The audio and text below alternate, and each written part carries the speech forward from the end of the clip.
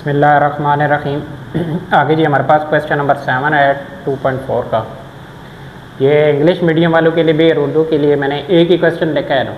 English में इसको नहीं लिखा, बस इसी के आपको समझा देता हूँ ताकि आपको अच्छी तरीके से समझ आ जाए भाई किस तरीके से इसको हल करना है।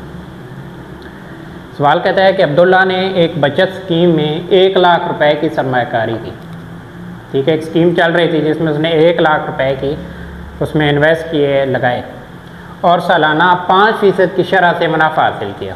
मतलब साल में उसको क्या होता है 5% के हिसाब से 100 से मतलब 5 रुपये से मुनाफा आता गया, ताकि इस सरमायाकारी की कुल मालियत 30 सालों के बाद वाई रुपये हो जाए।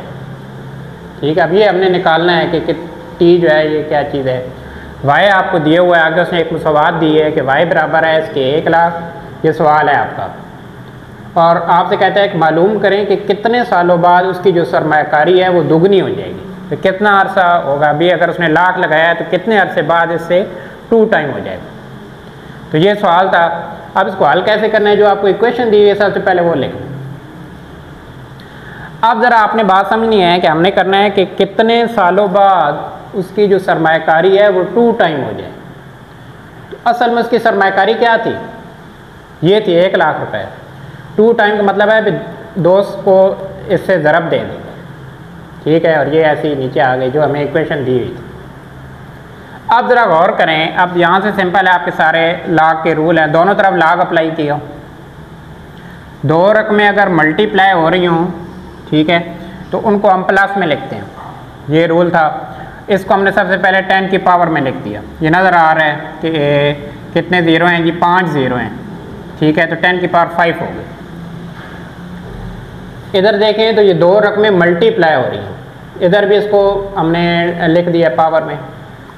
अब लाग का रूल क्या कहता है कि 2 रकमें ज़रब का आ रही हो तो वो जमा में आ जाती हैं, और ताकत आ रही हो पावर ऊपर आ रही हो तो पावर लाग से पहले आ जाती है। ये भी रूल अप्लाई कर दिया।